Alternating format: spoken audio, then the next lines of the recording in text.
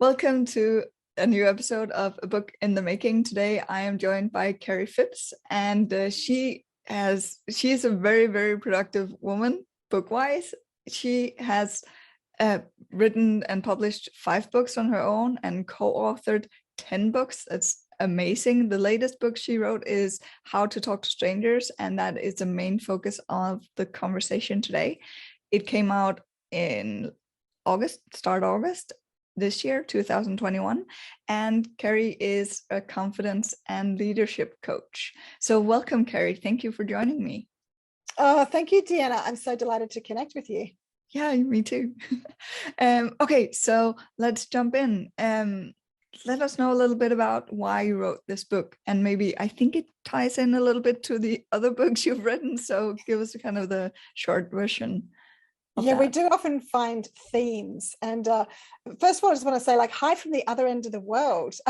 So I'm in country New South Wales, Australia, and some of this past book was inspired in Europe, but it really has been inspired by people all around the world. So that's the How to Talk to Strangers, to decrease anxiety, build confidence, and make a bigger difference in the world. And it's my longest subtitle, but I just really felt quite strongly about it because I came home from India in March 2020, mid-March, and the world is in crisis. And I think when things are falling down around me, or around all of us in that instance, I know that I can go to panic and fear, or I can shift to how do I best serve here? Because this is not just me who's having their world tipped upside down. So that shift to how do I best serve the world? Also, that question was really amplified by seeing how people were responding on the internet and in conversation. People are trying to, pivot their business and trying to do things differently. And there was this panic and hustle mode, which, I let go of the hustle a long time ago. Not because I was in a financial position to do so, but because for my own mental health and well-being, I couldn't maintain that energy. And so I just found that I know I'm in the best place. I'm at my best when I'm serving others. So I'd already been carrying around this idea of writing a book called How to Talk to Strangers because of the conversations that I'd been having from previous books. So my first book was in 2008. And as a leadership coach, I just wanted to create a resource for my clients that would be really helpful in processing their thinking. So in 2002, 2003, I was in chronic burnout and fatigue, and my health journey to recovery really took a long time, but journaling was a pivotal part of that. And then becoming a coach, learning about coaching, becoming a coach, working with a coach myself, I just found the value in that. And so I was writing all the things that I was thinking about and noticing energy levels and, really raising awareness. But in that first book, I shared a quote. Can I just read you this beautiful quote? Of course, that would be amazing. So, and I republished this book in 2016 and reflected, who knew this quote would continue to be such an inspiration to me? It's the essence of my third book, Do Talk to Strangers, How to Connect with Anyone, Anywhere. New worlds are opening up for many people. So back to the quote. This is Anais Nin. Each new friend represents a world in us, a world possibly not born until they arrive. And it is only by this meeting that a new world is born. And, there's a new world born today as we connect, Deanna. So I'm just amazed to see that the journey that I've been on. My second book is about entrepreneurs, but there were so many stories about connecting, about the conversation someone had with someone at an airport that shifted the way they saw their business, that opened up opportunities, opened up a new world.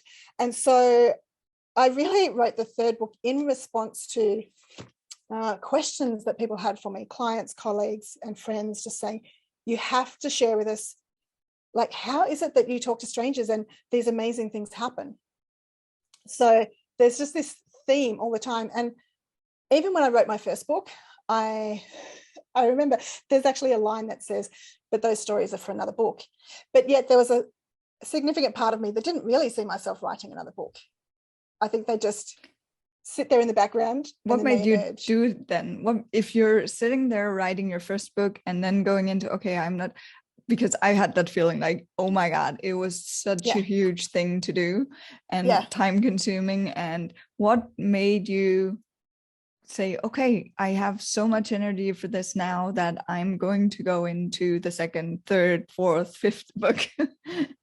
Yeah, I think that comment was to keep me on track with this book, because that book is a journal and it's really just one chapter of, thoughts on writing, processing your thoughts and ideas, questions to ask yourself to get writing, and to see what you're learning from yourself. So I knew that I only wanted to write a chapter, but then, my stories were turning up. So I just went, that's for another book. But I didn't really believe that I had another book in me. I think it's kind of like, that's just like, we'll just file it down the back there. And then it comes up and it's like, maybe it's time to do another book, and people that I connect with, again, open doors of opportunity. And then I'm connected with a publisher and I'm like, oh, okay, I can do this. And so like encouragement is a core theme through my life. There's so many, like pretty much anything I've done hasn't been because I have just seen that I can do this. It's been because I might have like aired an idea, been a little tentative about, oh, maybe one day I could do this. And someone in my world has said, oh my gosh, Kerrie, you would be perfect for that. You can do that. Like, I can't wait. Tell me how can I help? So it's the encouragement of others that's pushed me forward, and probably just letting out those ideas every now and then in a brave moment. I love that. So what was I don't know, you might have answered it in what you said, but I just want to be sure that we get focus on this, because it also has something to do with the marketing of choice usually. So what was the purpose of the latest book? What was kind of your purpose? Was it doing speaking engagements? Was it just selling books, helping people? Like, what was the core purpose of you needing to write this book and publish it? Yeah, it was very much about answering that question, how do I best serve the world?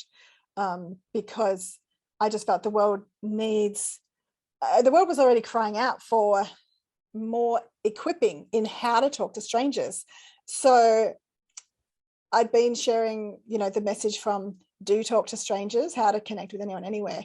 And so I was sharing that message. And so I could have just, amped up the promotions of that book, because that book took me all over Asia and as far as Europe.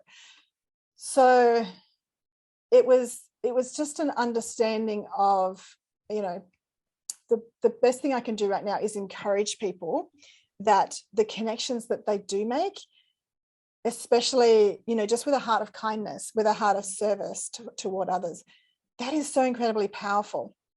And I think that often the encouragers don't realize the ripple effects that they're creating, because they just go in their way. They might do something kind. They might just offer a word of encouragement. And behind them are all these ripple effects. And somebody's talking about how they encountered this person that lifted their spirits, that restored their faith in humanity. And so I'd been picking up these stories from right across Asia as I talked about do talk to strangers. But I just thought, okay, we need to share this more. And I love collaborating. I love having conversations with people. And so I put the word out to some of my colleagues. And, some people were strangers when I started this book. I met people, or I connected with them at a deeper level from my wider community as I was writing the book, and said, do you want to contribute some stories to this? And so I probably thought initially I'd have 10 contributors. I have 16, which makes it a much bigger task for editing. But but also, I guess there was, from a marketing perspective, because I don't naturally think marketing. And as a lot of authors don't. Yeah. So that's also the point here, right? To try and see, okay, what can we do to inspire others in that situation to think about the marketing in the process as well. So sorry. Yeah. No, that's all right, because I probably went a little bit off track, because it's like, oh, the question was about marketing and I forgot all about that. But yeah, so I didn't approach this book with a marketing plan, but I knew that when people offered the opportunity to be in a book, some of them for the first time, some are already published authors, and sharing a really powerful message that is related to connection in one way or another. But I knew that we can carry this energy forward together.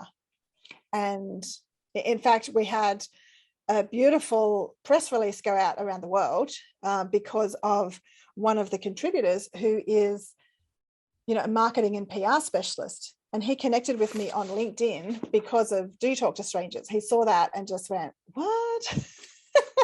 What a concept. Everyone else says don't talk to strangers. Who is this woman? So that's Ganesh Samwanshi from India / Singapore. And we'd met a few times over the previous couple of years. And so he's a marketing specialist in terms of getting PR and media. So we certainly have had articles go out around the world, and that's been amazing. But I think it's hard to track, where do sales come from, especially when they come from Amazon, because it's like, I don't know, did people see something on Twitter?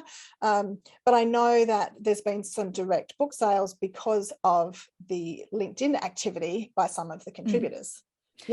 Connor and Ali from Melbourne. And I have a question there and a comment kind of thing, because I want to comment on the title, because whether it's in the thought process of, or marketing is in that thought process or not, the title is very much also a marketing thing.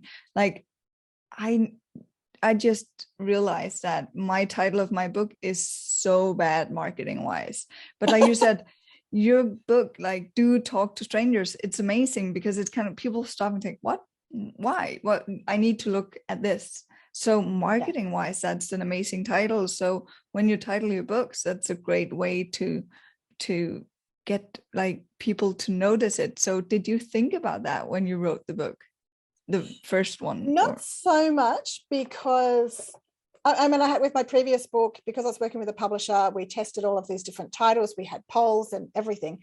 But with Do Talk to Strangers, it was actually proposed by an artist who ended up doing beautiful artwork for the book. But he was sitting in the front row listening to me talking about, why it's great to talk to strangers. And, I talked about this book that I was in the process of writing. And he said to me later, how attached to the title are you? Because, from one artist to another, that you don't want to tell somebody how to do something differently if they're attached. And I said, well, I just did a whole bunch of videos, but what did you have in mind? And so he showed me this title, like a page that he'd drawn, a potential book cover. And he'd written don't, and then crossed out the N apostrophe T and circled the do. And it's really funny because we tested that artwork, very similar to this. We tested it. I'd talk to people in the street, some strangers and some people that I recognized, and said, oh, excuse me, do you mind having a look at this? Tell me what you think. And every single person read, don't talk to strangers, even though it was like a big circle around the do. And so even this, you can see how clear that is.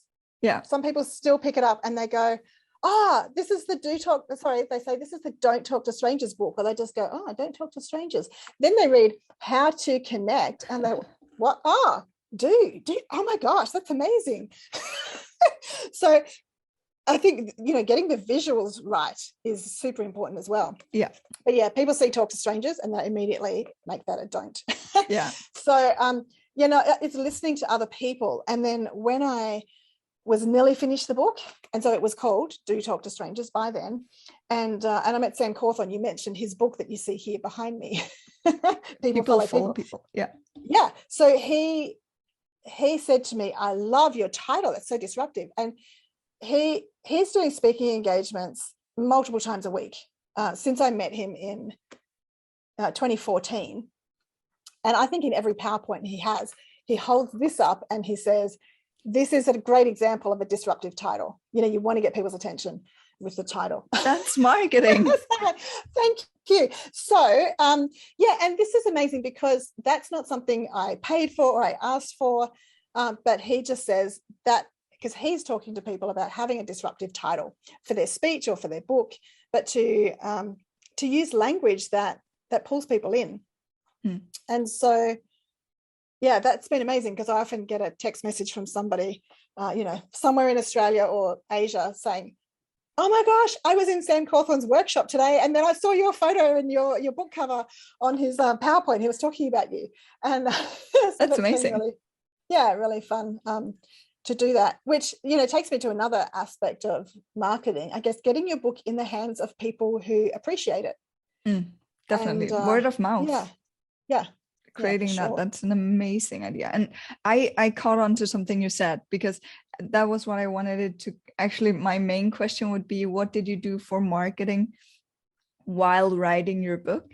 But I then heard you say like you had a speaking engagement and you were talking about the book. So even though you're saying you don't plan a lot of or you don't make a marketing plan as such, but it seems like you're actually doing a lot up to the book release anyway. You're mentioning that you're writing the book, you're, I'm guessing, talking about the topic and making it more interesting for people to listen to. Am I totally off base? No, that's great, because I think even if people are not professional speakers, but when you write a book, you need to get out and talk about it. So you can start practicing now, speak to all the Rotary groups around, or, other community groups, other people that would be interested in your topic. And you can go and speak to them for free and ask them for feedback and to share their insights. Because if you have a particular topic, like let's say for carers, then you might say to them, what else do you feel is important? And, you might give the audience a little survey or get their feedback on, things that they really loved about your session and what would they like to learn more about, which, can be building your database, of course, and, building a conversation. It's really about connecting with people and letting that conversation take on a life of its own. Yeah, I totally agree. And did you think about, no, let me ask the question another way. What else did you do in the process before releasing the book? I guess I did so I keep coming back to this one because I feel like there's more conversation about this, and also it took me 2.5 years. So I was talking about it that whole time, and I was doing, Periscope before Facebook Live was a thing. I was doing Periscope videos. I was on Anchor, which was like a 2-minute podcast kind of audio app, and then now it's a podcast, which is great. And then doing Facebook Live, and I was sharing about it and, and living my message, because if we don't live the message that we're sharing, or really share the message that we live, then it's going to be hard work. It's going to be incongruent and people feel that. But because I'm sharing what I've learned along the way about who I am and how I connect with people, and I have to thank all of the people that asked me questions about how do I connect with these people, because I didn't know that I was doing something that other people were like looking at and going, how do I do that?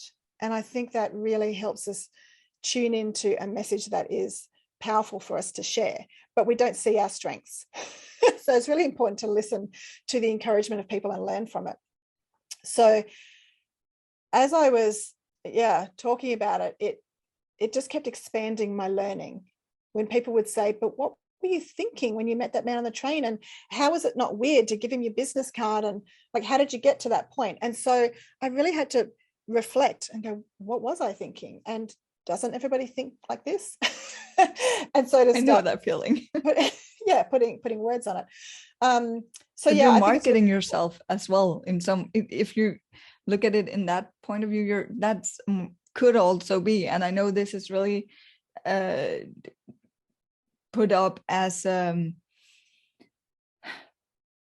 people say that's really, really a stupid way to think about it, because it becomes too planned out. But what you are doing, having the marketing glasses on, is marketing yourself when you have these conversations as well. You're marketing yourself as a person who has an interest in other people, or so if you think more about your everyday how you present yourself, and that goes for everyone no matter what, it's a marketing of ourselves, right?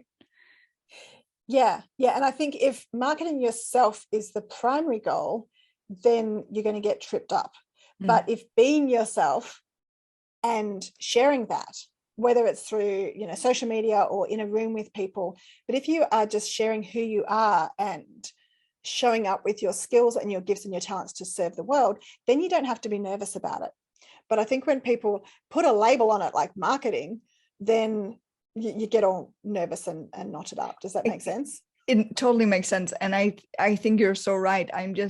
What I'm getting at is exactly, I think what you're saying, that even though you're not thinking of it that way, it is marketing. It is marketing yourself as a person. So whatever you go out with, but I think you're totally right. If you start thinking of it as marketing, and I think that might be exactly what trips people up sometimes, including me, when speaking to new people and having to create that connection and talking. It's like, okay, so how do I present myself in the best way possible? How do I sell my book to this person? Or how do I sell a speaking engagement and stuff like that? So it should be more natural, maybe. Yeah. And I think this brings me to how we learn from other people. And, one of my friends, Janet Beckers, who has been helping people show up online brilliantly for years, like since I've met her, probably in 2007. And she interviewed me the other day. She's interviewing friends and clients of, a long time and, short term, to, ask them a whole lot of questions about where they're at now. But also she asked a question about, if I was going to talk about her, what would I say? And then she found that really insightful, because we need our friends to tell us what they see, to reflect back. So our clients, what is it that makes them feel like they get great value? What is it that has them recommend you to other people? And so when you hear that, you go, oh, okay, so I was going to forget all about that. But since you're saying that works, then maybe I'll bring that forward. So I was just thinking about, I couldn't come up with a cover like this, or any of my covers. I'm not a, visually creative person. I can see something and go, I think that looks good. And I can certainly see something that doesn't look good and go, something's not right. But I'm not going to see it's about the balance, it's about the size of the font. I don't know those things, But working with somebody who has an eye for detail, whether it's about the clothes, the colors that you wear that really suit you. And I probably haven't done a great example of that today. There's my color on the back wall. But I remember saying to Nathan Shooter, who's actually in the book, and I made him put himself on the front cover. He's quite happy to be in the background. But Nathan has done all my creative work, my branding and everything for 15 years nearly. And I said to him one day, you make me look better than I am. And he said, no, I don't, because I'm thinking he's making me look really classy and professional. And, I'm having this moment of inadequacy and oh no, I'm not really like that. And he just said, no, I don't. He says, I just tell the truth beautifully. And I went, okay. So what the truth that he sees is different to the truth that I see, because we see our own limitations, and we know that we've got so much further to go, so much more to learn and grow. Whereas other people who work with us go, we love this quality about you and we're going to showcase that. And so we need to trust the experts in our world, whether it's the branding, marketing experts, the, stylists, and whatever whatever the perspective is that we don't personally see. Yeah. So, okay, I think that's amazing. I want to jump a little bit to your launch of your book. Okay. Because it's a really interesting conversation, and I actually have so many questions that are more related to your book, but I want to get back to the marketing part as well. So launching your book. So you said you're not really a marketing planner kind of person, but did you have an actual launch plan for your book? Did you have any ideas on what you wanted it to do in order to launch it? Yes. And it didn't happen like that at all. So I'll give you a little overview of what it's meant to look like. So because this book has got other people's stories in it about moments of anxiety being diminished because of a connection with somebody, whether it was the author or the person that they connected with, and building confidence. And I found that as people are sharing their stories, then there are more insights. They realize like, oh, my little quiet voice matters. It makes a difference. So I wanted to encourage the difference makers. And I pictured, like, I've been coaching since 2004. I love getting people in a room and facilitating conversations that ignite insights, because then insights we can take to action. So I'm planning, so I'm in Australia now. I can't be traveling to Asia like I was, but I just went, okay, so I'm in regional New South Wales. Sydney is a 1-hour flight and I've got clients there. So we had a book launch planned for Sydney. That will be the first launch. And I had some of the contributors in Singapore. They were going to do a face-to-face launch and do some broadcasting from there. Sydney went into lockdown after like a year of freedom. A year of like very minimal COVID cases. And so literally as we're planning the book launch, Sydney is shutting down. And I'm like, okay, so I can't do my launch in Sydney, but that's okay, because I can do one locally here. We can go to Victoria, like south of here. We can go up to Queensland. I had a friend's wedding up there, and we'll take a couple of weeks and do all these events where I get people in the room and I ask them these questions. I get them to get in a small group and share their stories with each other. So not just the book, but the book launch and those events will give people the opportunity to share their stories. And I was so excited about that. And then as I'm saying to my husband, it's okay, we can still go to Victoria, then the border closed and we couldn't go to Victoria. I'm like, it's okay, we can still go to Queensland. And then slam, that border closed. And then even really further out west, it's just timing. But I can say I had perfect timing this year to take my parents to Tasmania at the very bottom of Australia and right to the top of Queensland just before the July-August shutdown. So timing has been good in some ways this year. But in terms of the book launch, I couldn't even go further out west into country, remote Australia to do launches, because suddenly the COVID rates shot up out there where there'd been none at all. So it's like, okay, it's all online. And so the Singapore event, they went into another lockdown at the same time. So their live event turned into our global book launch event. So we had most of the contributors online. We had Patrick from the USA, and we had, Kaylee and Connor from Melbourne, and then people from Singapore and all over. So I said to my husband, because my editor is on the other side of town. She's like 10, 15 minutes drive from here. And Nathan's on the same side of town also. So I said to Lyndon, my husband, we've got this book launch tomorrow, and I don't want to just turn off Zoom and then go and sit on the lounge. We'll go over to Val's and have wine and cheese and just kind of celebrate, like, here it is, it's launched, it's out there in the world. And then Val texted me to say she's getting a COVID test, and so she's in isolation and she'll be on the book launch, but she won't say anything because she's not feeling 100%. Wasn't COVID, but I went, there goes our wine and cheese night. So there was a lot of disappointments. However, it was a beautiful conversation. It went way too fast. I did have a friend who's a beautiful MC, Joe Augustin from Singapore. He hosted it. So, he asked me a couple of questions. I pulled in some of the contributors to share a couple of quick stories, and it was over so quickly. But since then, there's been, podcast interviews and other conversations on video. And, there's a lot more of that coming. And so it's okay. We're just working with that, and we're sending out books. So there's a few neuroscientists and other leaders who have influenced my work over the years, and people that I have been sending, also testimonials. So I've been sending books to them. So in all of my books, I've got testimonials from people in the first couple of pages.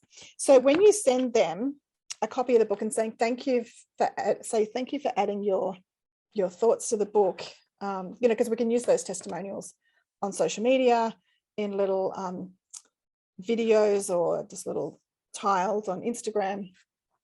We can start conversations with them on social media. So I send them a copy, and that most of them are online. They're excited to take a photo with their book and share it. And just endorse it, in their own way, which is really lovely. And sometimes people do, an unboxing video where they're like ripping it out of the mail and just going, oh my gosh, I've got this book, it feels beautiful and the pages are beautiful, and oh my gosh, there's photos, there's me, that's really lovely to see. Again, the book taking on a life of its own, and people share it in the way that they want to share it. Amazing. I just think for someone who doesn't plan a lot, you are doing a lot. There's a lot of the things that makes so much sense to me, to kind of, you're engaging people around you. And I vote that you do a relaunch party when everything opens up again, so you can go out and get your cheese and wine and have some amazing, I think there's a good point to this, that you're saying what you planned on doing for the book launch was not just a book launch, because it, especially with the type of book that you're having, right, it's getting people to share their stories and get to know each other. I think that setup sounds amazing, because I know from my own book launch, it was kind of, and there was a lot of people around there who loved me, and it was amazing. It was a really good day, but it was also just focused on that, right? It was just kind of, I like to also facilitate and do stuff, and all of a sudden, even though I don't mind being at the center, but it becomes a bit much when it's all me, right? So I love the thing, and I'm thinking that a lot of authors might have that feeling, because they often, when we're talking about coaches, at least, their base line is to help others. So all of a sudden being there themselves. So I love that idea. Because the book, while it can be a celebration of you, the author, and there's all these people that are so happy for you and so proud of you, and it's almost like a wedding day. It's just like, woo! But you're wanting to say, but I didn't just write this for me. Like, I wrote this to share with you, and let this be about you also. And I think all of my book launches have been facilitated conversations in one way or another, because I've just loved seeing the buzz of people connecting. And then later people are telling me, oh, I met this person at your book launch, and then we went out for coffee, and now we're going to do this thing together. And I'm like, oh, I love that. So I wasn't even going to call these book launch events in my big tour a book launch event or book launch tour, but community connection events, because we need that right now. We are craving connection and really seeing the importance of it, and we're so familiar with the idea now that just a little note, a little text message or something from someone saying, hey, I'm thinking of you, we go, oh my gosh, that really matters, that made my day. I don't feel quite so alone now.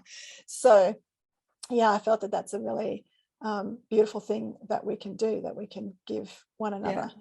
For sure. Do you have an email list that you're using for this purpose as well? This is one of those promoting things it's a bit of a disaster. So we're shifting. I know the feeling. So we're shifting some technology behind the scenes. So there's always a little sign up box so people can go to my website and then go, oh yeah, I can get more encouragement, inspiration, and connection tips here. And so fill in the box. But I don't promote that. And I've just been sending emails approximately once a month. So 2007 till probably about 2012, I wrote a beautiful newsletter every week for a couple of years. Then I think we went to every fortnight, because it was pretty intense, because there was lots of different articles and inspiration, encouragement, resources. And then my husband went to work full time, actually, so I could work on this book, because I needed to shift gears from coaching, which was all about everyone else's genius and getting their ideas on the table, putting mine aside. And now friends are asking me to unpack mine. And I'm like, but I don't tell people how to do anything. I'm coaching, I'm asking questions. And my first book is the book of questions. So to give myself permission to actually teach something, to create a teachable framework, I had to really step back from coaching. And so my husband left the business to go and work for Australia Post while I got my head into that. And so without his support, to create the newsletter, I just really wound that back. And so it's like a quick email every now and then to say, hey, there's a new blog on the website.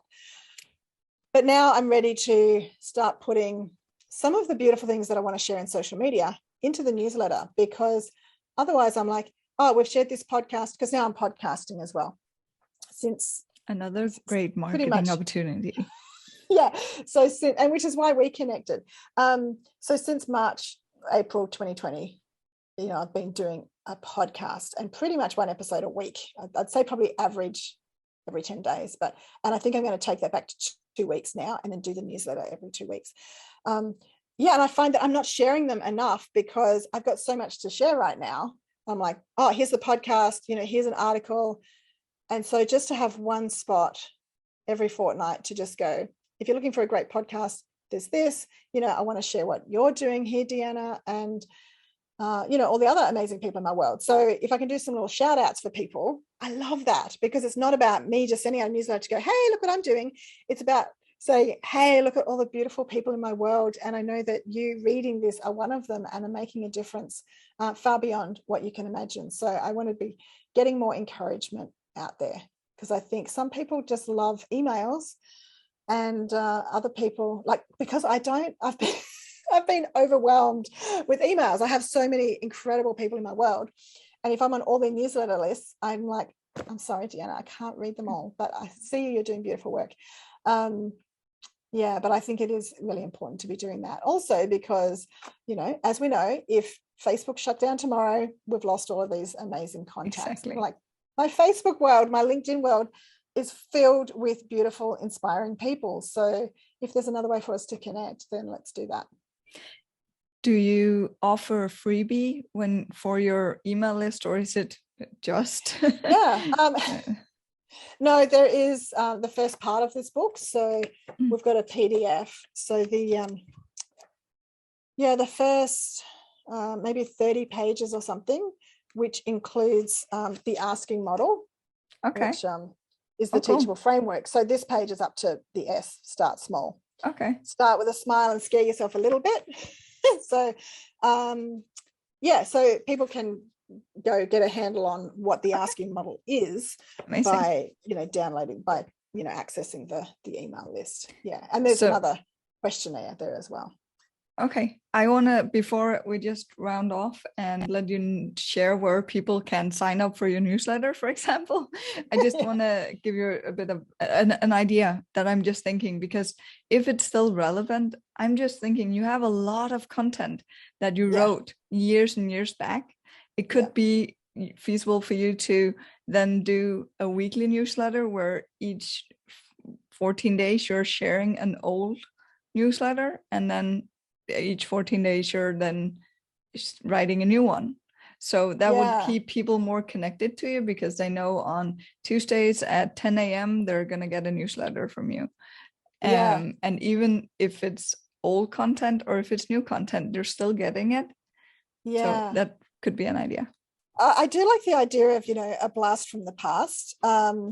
Because, I've got blogs where, like, I took my grandfather to Papua New Guinea when he was 94. Like, my grandparents, they all lived to their late 90s. So they're featured in so many of my newsletters and blogs. Amazing. Then I found all these photos, like, here's me at 16. Nice. My mum hates this photo because I don't look 16, do I? No, you look older. Yeah, she didn't like that. And I came across photos of, like, my, in my dental nursing uniform. I'm 17 years old, and I'm in this white dress with a nice little red scarf. And I think that's always been a favorite color. So to start sharing some of those stories, because we forget the value of our own story. And I think that comes through in these most recent books. Actually in all of them, so I want to help people reflect, because my first job and your first job, what did you learn that's helping you now? I was holding someone's hand in a dental surgery and seeing how just a little moment of care and compassion could really put somebody at ease. That's come up for me again as I'm writing How to Talk to Strangers. Those little moments of interaction can support somebody, and we can feel that we've made a difference somehow. Amazing. I love that. Let's let that be the last note on the interview, except for you sharing where people can find you if they want to read your book, be on your newsletter, talk to you about coaching. Where would they go? Well, where is your favorite hangout? So if you're on LinkedIn, send me a message on LinkedIn and tell me that Deanna is our connector, that you saw this video, if it's Facebook, if it's Instagram, whatever. But if you want to go to kerriephipps.com, then, and the spelling is just K-E-I-I, you'll have it in the show I'll have notes, it I'm in, sure. yeah. Yeah. So if you, just go to kerriephipps.com and you can go to the contact page, send me a note, or you can scroll down to the bottom of the homepage and go, yes, I'll accept your inspiration and encouragement, which I'd be honored. And I do really feel passionately about inspiring and encouraging people, especially when they doubt themselves. Because and don't we all happens at some point? And yeah, absolutely. I'm sure we've all had that experience of, metaphorically, riding our bike through life and somebody puts a spoke in the stick in the wheel and trips us up,